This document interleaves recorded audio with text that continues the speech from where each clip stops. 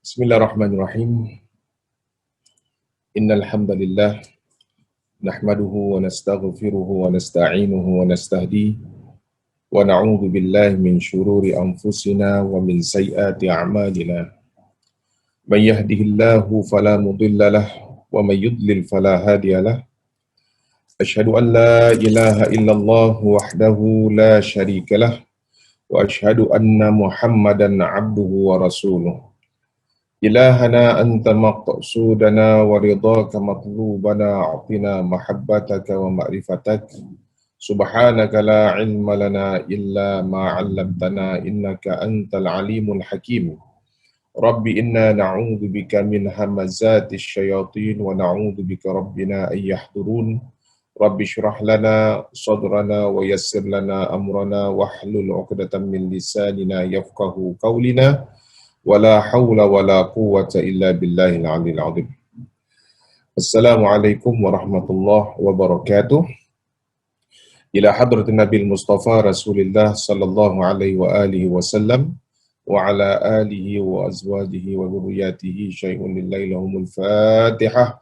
A'udzu billahi minasyaitonir rajim. Bismillahirrahmanirrahim. Alhamdulillahi Rabbil Alamin Ar-Rahmanir Rahim Maliki Yawmiddin Iyyaka na'budu wa iyyaka nasta'in Ihdinas siratal mustaqim Siratal ladzina an'amta 'alaihim ghairil maghdubi 'alaihim waladdallin. Amin. Alhamdulillah, syukur kita pada Allah Subhanahu wa taala. Selamat kita bersua kembali dalam pengajian tafsir kita. Tafsir Juz'u Amma yang diawali dengan tafsir surah Al-Fatihah. Apa khabar semua para jamaah, jamaah Masjid Al-Istighfar, jamaah saya sendiri, murid-murid, rakan-rakan FB yang dirahmati Allah Subhanahu wa taala. Saya mendoakan anda semuanya, mudah-mudahan anda sihat-sihat saja di samping keluarga yang tercinta insya-Allah.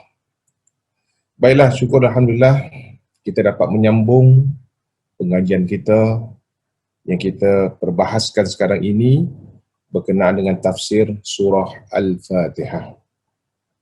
Baiklah, pada pelajaran yang lalu, alhamdulillah kita telah membincangkan tentang fadilat dan khasiat surah Al-Fatihah. Ternyata para alim ulama dengan mereka ini mengkaji berkenaan dengan surah Al-Fatihah ini, Masya Allah, sungguh luar biasa, tuan-tuan. Ya, walaupun ada setengah-setengah fadilat ataupun khasiat yang tidak diajarkan oleh Nabi besar kita Nabi Muhammad sallallahu alaihi wasallam, tetapi dengan inisiatif para alim ulama kita, mereka ini mengkaji tentang kelebihan yang terdapat dalam surah Al-Fatihah. Ternyata surah Al-Fatihah ini lebih daripada expectation.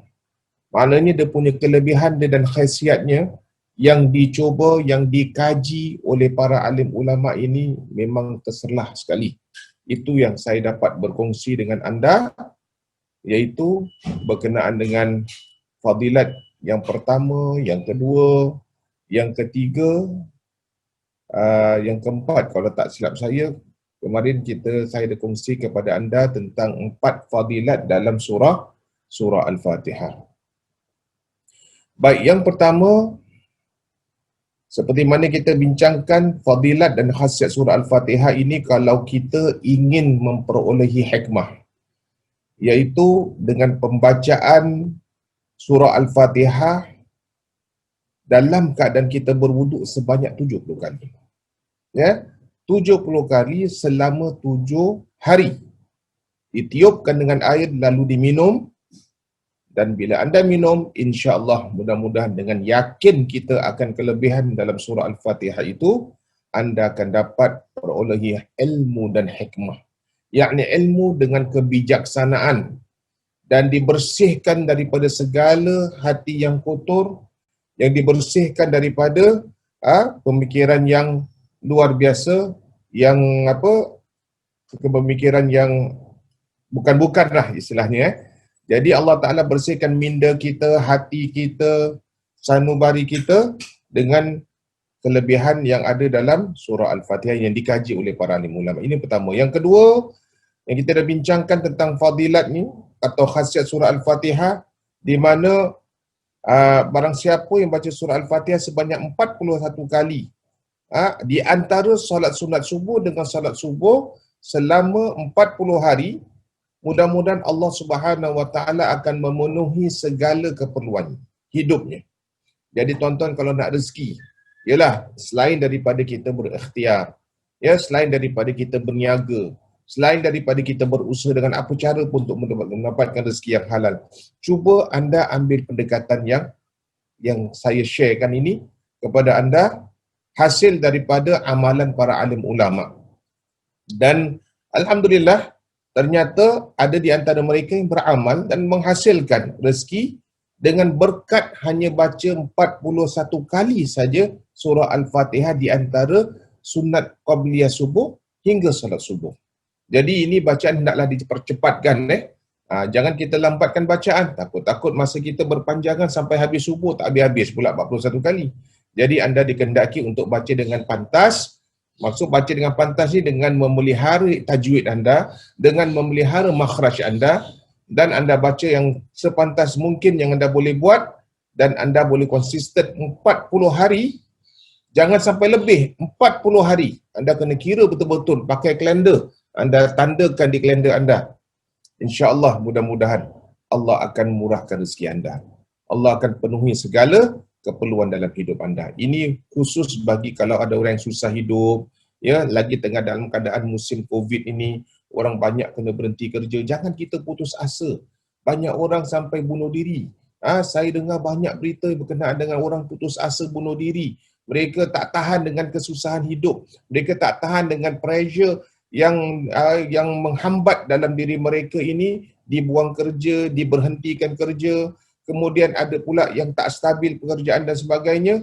Jangan kita bimbang, kita ada Allah Subhanahu Wa Taala. Kita ada Allah bersama kita, jangan kita abaikan Allah. Cuma kita dikehendaki untuk menjaga hubungan kita dengan Allah ni dengan jalan ibadah kita kepada Allah. Kita pelihara ibadah kita ibadah kita dengan Allah Ta'ala akan rukun Islam yang 5 perkara ni tadi. Kalau kita cukup jaga dengan baik, kita ditambahkan dengan amalan-amalan sampingan ini, insya-Allah mudah-mudahan rezeki anda dipermudahkan Allah Subhanahu Wa Ta'ala. Ya, begitu juga dengan fadilat yang ketiga, keperluan yang dipenuhi. Bacalah setiap kali bila anda baca surah Fatihah sebanyak 20 kali, setiap kali selesai solat fardu, solat 5 waktu, anda baca 20 kali. Setiap Zuhur 20, setiap Asar 20, setiap Maghrib 20, setiap Isyak 20, setiap Subuh 20. Ini mudah. Kalau tadi ni agak berat, 41 kali anda nak amalkan mungkin agak berat. Anda cuba dengan pendekatan yang paling mudah. Tapi ini hendaklah dikerjakan sebanyak 20 kali setiap selepas solat fardu. Anda lihat sendiri. Kadang-kadang ada orang yang amalkan ini cepat dikabulkan oleh Allah Subhanahu Wa Taala. Kadang-kadang lambat. Kadang-kadang taklah begitu lambat dan tak begitu cepat. Ini tergantung pada apa? Bagaimana keyakinan kita dengan Allah. Bagaimana kita punya penjagaan hubungan kita dengan Allah. Allah akan permudahkan. Ingat, Allah Ta'ala tu ada kuasa takwin. Idza arada syai'an yaqula lahu kun fayakun. Allah boleh datangkan apa yang mustahil bagi kita, tetapi tidak mustahil bagi Allah. Sebab dalam dunia ni tak ada mustahil bagi Allah Subhanahu Wa Ta'ala. Ada pula diajarkan supaya kita mengamal surah Fatihah ini sebanyak 125 kali. Selesai solat subuh. Ini beza dengan yang tak apa ni, lagi banyak daripada yang tadi 41 kali Jadi ini 125 kali tapi selesai solat subuh. Bukan ketika dalam antara sunat dengan solat subuh. Ini selepas solat subuh. Berarti kalau anda memang yang tidak tidur lepas subuh ni, tuan-tuan, memang sebenarnya tak digalakkan tidur lepas subuh ni, tidur lagi. Dah semai subuh tidur lagi. Itu tak digalakkan sebenarnya. Tapi ialah kadang-kadang kita faham orang-orang penat kerja. Ya, kadang-kadang ada orang kerja malam, balik subuh, terpaksalah kena tidur. Tapi kalau anda jenis yang sentiasa terjaga pada waktu pagi, cuba amalkan ini 125 kali selepas salat subuh dan secara langsung Allah akan kabulkan doa anda. 125 kali dalam satu hari kalau anda boleh amalkan, tak tahulah jam berapa, saya belum cuba lagi ini.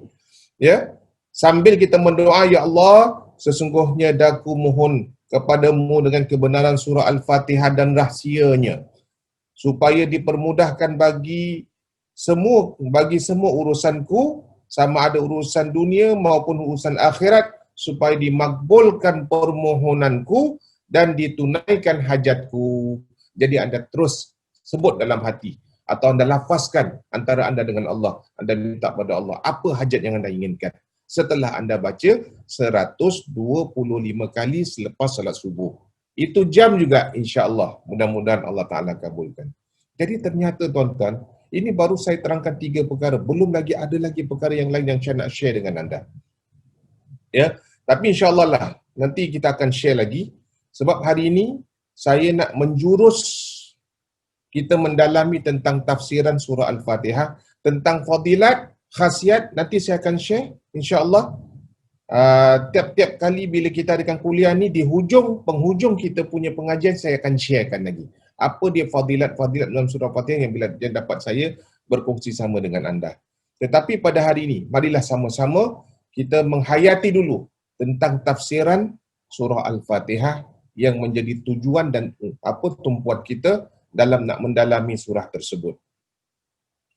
Baik, kalau kita lihat ya tuan-tuan puan-puan dirahmati Allah Subhanahu wa taala, dalam surah Al-Fatihah ini ya, selain daripada al-isti'adzah yang kita baca selalu dalam bacaan surah apa pun, kita baca Quran, kita baca pertengahan ke, kita baca di permulaan surah apa saja dalam Quran, kita akan dahulukan dengan a'udzubillahi minasyaitonirrajim.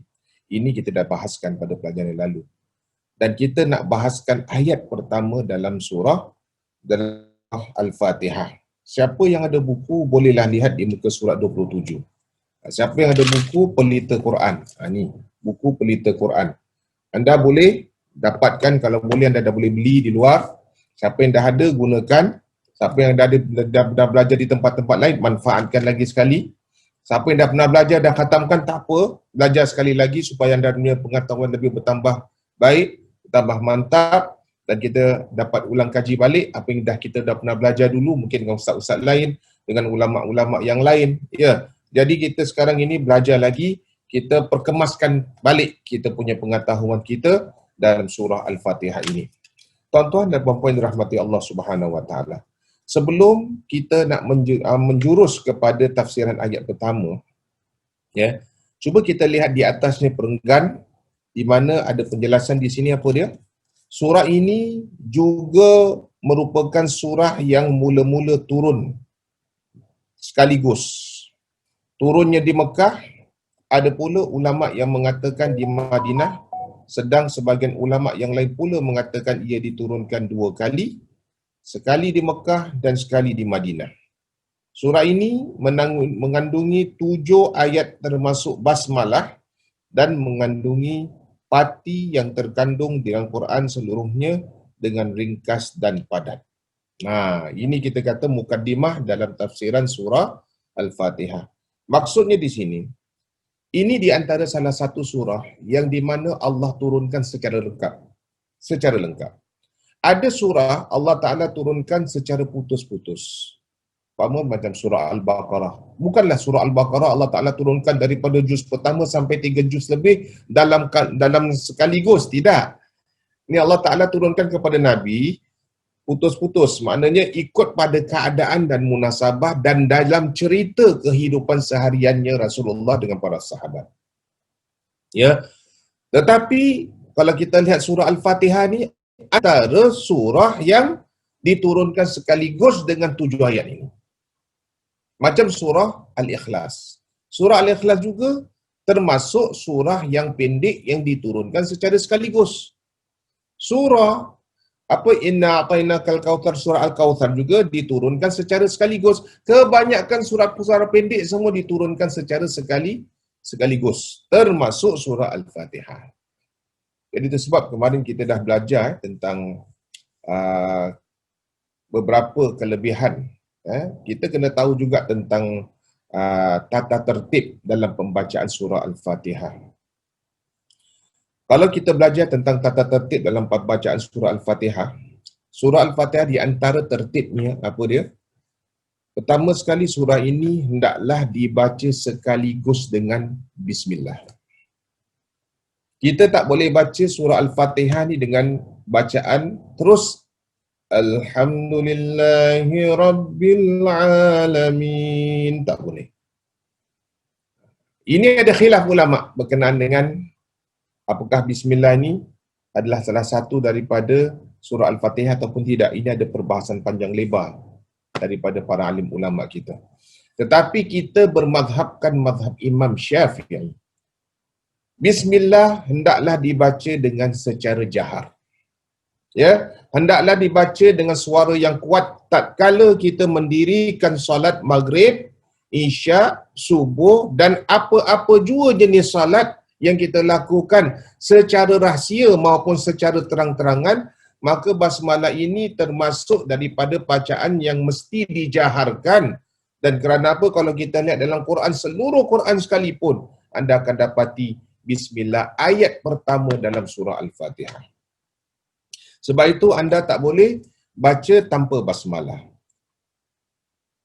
Dan ini telah disepakati oleh banyak alim ulama, di mana bismillah ini walaupun ada terdapat dalam surah An-Naml dalam ayat 30, di mana ini ayat ataupun ayat basmalah ni tadi, di mana pernah Nabi Sulaiman alaihissalam mengutuskan surat kepada puteri Balqis, yang Allah Ta'ala ceritakan dalam Quran dan surah An-Naml ayat 30, innahu min Sulaiman, a'udzu billahi minasyaitonir rajim, innahu min Sulaiman wa innahu bismillahirrahmanirrahim. Nampak? Ini maknanya basmalah ni memang ada dalam surah An-Naml ayat 30.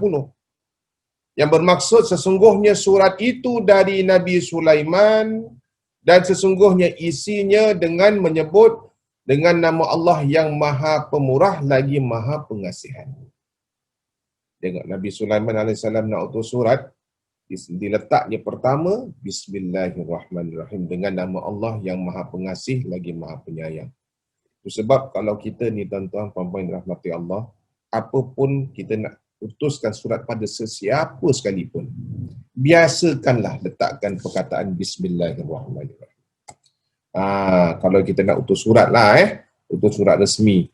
Tapi kalau kita nak WhatsApp tak payahlah, ya. Kalau kita nak hantar email, itu terpulang pada kita lah. Pasal kalau surat tu memang surat yang panjang, kita nak utuskan surat ni kepada orang Islam sesama Islam kita. Tak ada salahnya kalau anda nak tulis dengan awal kata-kata anda tu dengan Bismillahirrahmanirrahim. Kerana Rasulullah SAW sendiri pernah menyatakan dalam satu hadis, setiap apa perkara pun, seperti mana maksudnya, setiap apa perkara pun, kalau anda tidak mulakan dengan Bismillahirrahmanirrahim, maka terputuslah, yakni terputuslah keberkahannya. Jadi setiap amal kita ni sebenarnya, kalau amalan kita tu amalan yang baik, kalau amalan itu memang amalan yang disuruh dalam agama kita, apalagi kalau amalan tu amalan yang sangat diredai oleh Allah dan Rasul, maka digalakkan kita untuk mulakan dengan basmalah. Hatta para alim ulama pernah menyatakan juga, kalau kita buat satu perkara yang harus pun, walaupun bukan dalam sunnah, perkara yang harus, macam mana dia masukkan dengan perkara yang harus? Perkara yang harus yang tak ada dalam agama. Ia perkara yang diharuskan oleh awak untuk lakukan, awak nak buat boleh, tak buat boleh.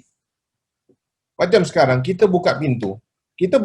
Biasa kita buka pintu macam tu saja. Tetapi kalau orang yang suka dengan kalimah-kalimah Allah, orang yang suka beramal dengan basmalah ni, kerana nanti kita akan belajar basmalah ni ada dia punya apa? Keberkatan. Basmalah ini ada barakahnya. Pasal Nabi dah cakap, barang siapa melakukan sesuatu kalau tak diawali dengan bismillah, maka terputuslah barakahnya. Fahuwa aqta. Nabi sebut dalam hadis, fahuwa aqta. Maka terputuslah keberkatan. Jadi dalam kita buka pintu ni, walaupun pintu rumah kita tuan-tuan, kita nak keluar rumah, biasakanlah dengan Bismillahirrahmanirrahim. Dengan nama Allah yang Maha Pengasih lagi Maha Penyayang. Kerana apa? Setiap langkah yang awak lakukan bila keluar rumah, nak mengajar, nak bekerja, nak bersekolah, awak nak menuntut ilmu, nak apa saja, Tapi kalau awak mulakan dengan basmalah, Allah dah catat keberkahan dalam setiap anda keluar rumah dengan apa yang anda lakukan. Selagi mana ia tidak melanggar hukum syarak. Selagi mana dia tidak melakukan satu perkara yang dosa, semua dalam hidup awak di luar sampai awak balik akan dapat keberkahan daripada Allah. Begitu juga bila awak pulang. Bila awak pulang ke rumah, ingat bila kita nak buka pintu nak masuk dalam, sebelum kita beri salam, bacalah basmalah dulu. Mudah-mudahan apa? Ada barakahnya bila awak balik ke rumah ni dengan keluarga awak akan dapat mawaddah, sakinah, rahmah.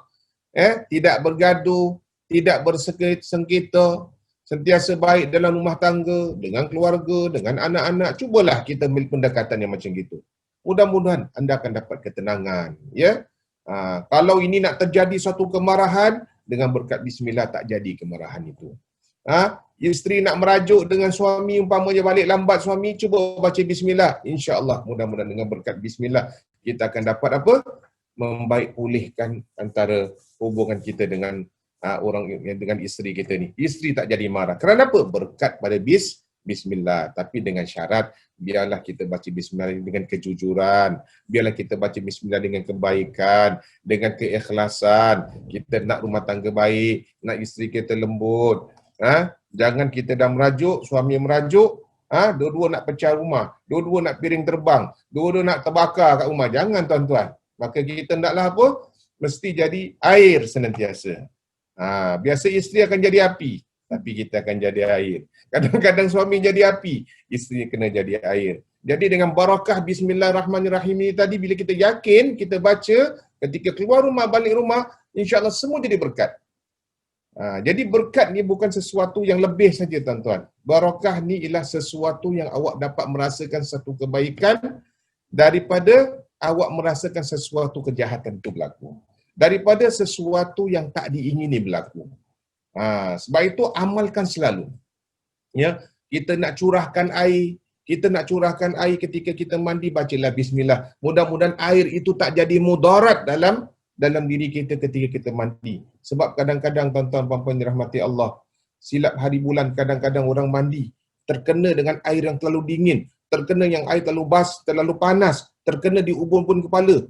Berapa banyak orang kadang-kadang tiba-tiba rebah ketika dia mandi. Pasal apa?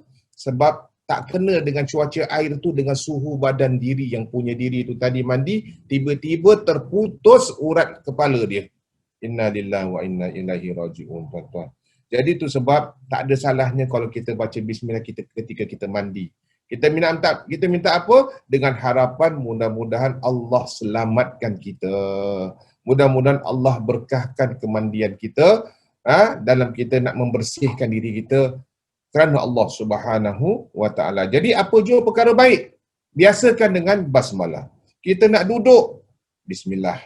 Berapa banyak orang duduk tapi jatuh. Ya, duduk jatuh. Macam mana duduk boleh jatuh? Pasal apa?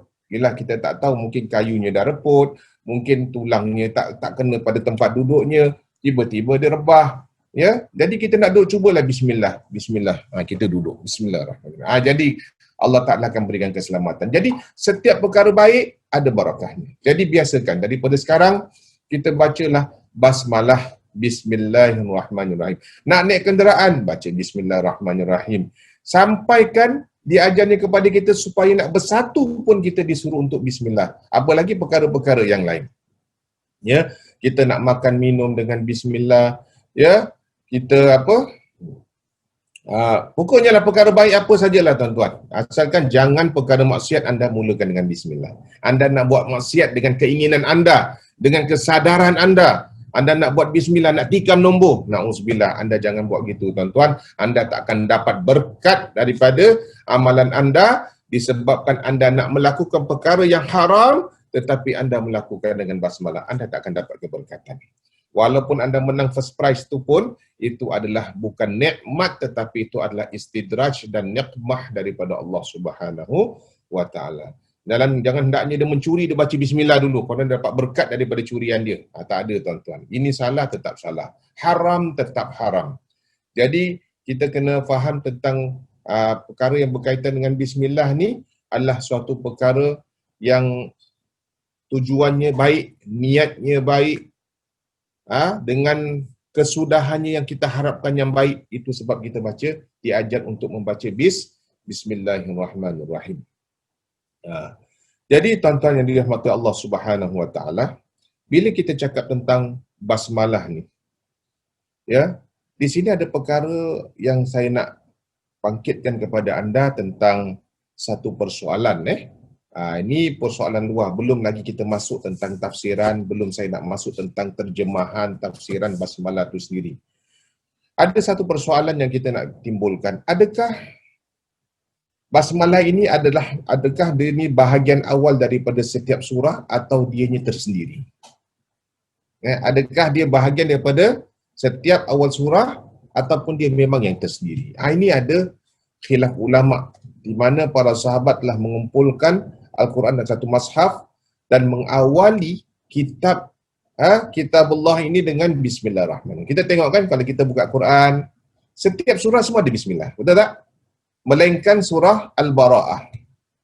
Melainkan dalam surah Taubah saja dia tak terdapat kalimah Bismillah. Tapi semuanya di surah-surah yang lain, surah yang sepanjang-panjangnya maupun surah sekecil-kecilnya, sependek-pendeknya, semuanya ada Bismillahirrahmanirrahim. Jadi ini perbahasan ulama dalam perkara ini. Jadi dia kata, apakah Bismillah ni adalah ayat yang tersendiri, berdiri dengan sendiri atau awal setiap surah, atau apakah dia termasuk bahagian daripada setiap surah? Adakah setiap surah tu mesti nak dibaca Bismillah? Itu maksud dia. Ataupun Bismillah tu sekadar ambil berkat saja, dimasukkan dalam awal ayat suci Al-Quran, awal surah dan suci Al-Quran untuk ambil barakah saja. Adakah dia memang termasuk daripada awal surah? Ya, termasuklah surah Al-Fatihah. Okey, di sini kalau kita lihat ada beberapa ulama telah menjelaskan bahawa yang pertama dia kata basmalah adalah merupakan ayat daripada setiap surah kecuali surah At-Taubah atau surah Bara'ah.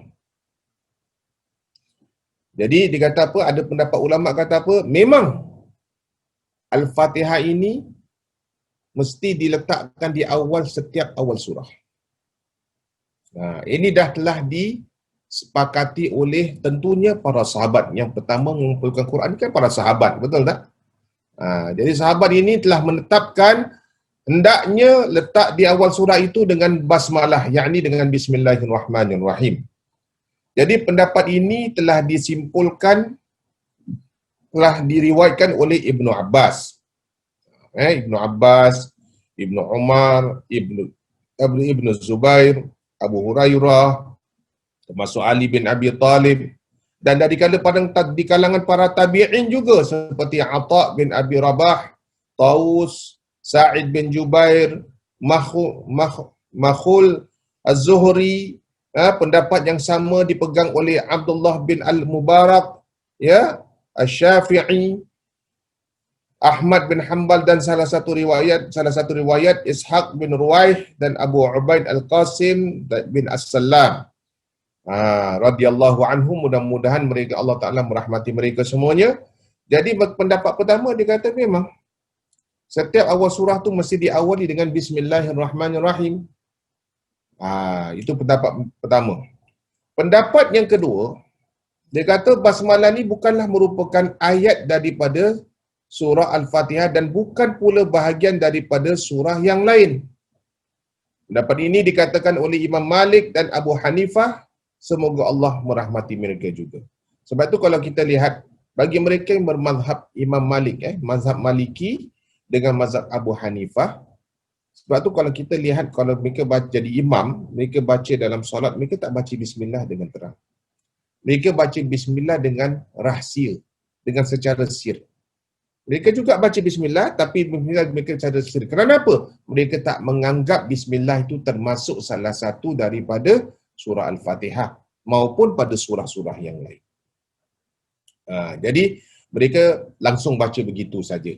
Alhamdulillahi Rabbil Alamin. Tetapi ada di antara mereka yang baca basmalah itu secara berbisik. Secara berbisik ni dengan tidak menjaharkan. Dia membaca secara sir. Itu yang kedua.